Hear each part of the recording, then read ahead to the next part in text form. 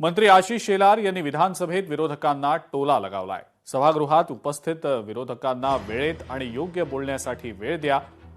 वडेट्टीवारांचे शब्द मोत्यांप्रमाणे आपण झेलायला तयार असल्याचं आशिष शेलार म्हणाले। त्यावर वडेट्टीवार यांनी मंत्री शेलारांना प्रत्युत्तर देखील दिलंय। तुमच्या पेनातील शाई संपली आहे, त्याकडे लक्ष द्या, असं वडेट्टीवार म्हणतात। आपल्याला माझी विनंती आहे की आपण सन्माननीय अध्यक्षांना त्यांच्याशी चर्चा करावी किंवा त्यांचे मार्गदर्शन घ्यावे। पण मला असं वाटतं की सभागृहात जेवढे सदस्य आता उपस्थित आहेत त्यांच्यापैकी जे वेळेत आणि योग्य बोलणारे सगळेच आहेत, त्या पद्धतीने बोलायला अडचण नाही। आम्ही इथे बसलो तुमचं ऐकायला। वडेट्टीवार साहेब, तुमचा प्रत्येक शब्द न शब्द आम्ही मोत्यासारखे झेलायला या ठिकाणी बसलो म्हणून आणि त्यामुळे वडेट्टीवार साहेब एक पेन मध्ये तुम्ही खिशाला लावलाय, वडेट्टीवार साहेब, शाई संपली आहे, जरा वडेट्टीवार साहेब।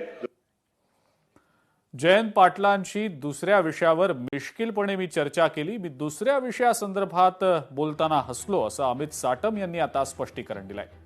अमित साटम यांचं विधान भवन परिसरामध्ये जयंत पाटील यांच्या सोबत हसत हसत एका मुद्द्यावर भाष्य करतानाचा एक व्हिडिओ समोर आलेला होता। त्या संदर्भातलं स्पष्टीकरण आता अमित साटम यांनी सभागृहात दिलेलं आहे।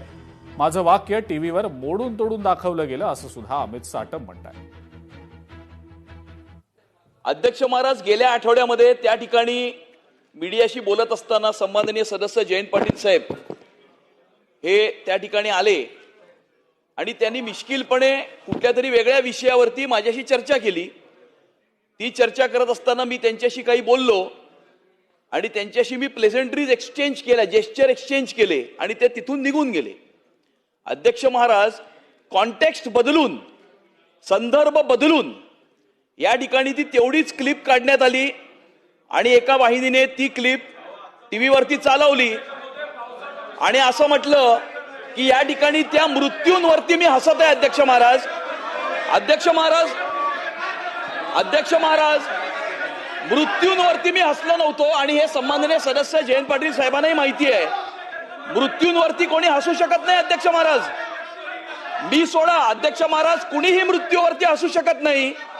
आपण या सभागृहाचे कस्टोडियन आहात, विधान भवनाचे आपण कस्टोडियन आहात। विधान भवनाच्या परिसरामध्ये अशा प्रकारची घटना घडली आहे, ही माझ्याबरोबर घडली, ही तुमच्यापैकी कोणाबरोबरही घडू शकते।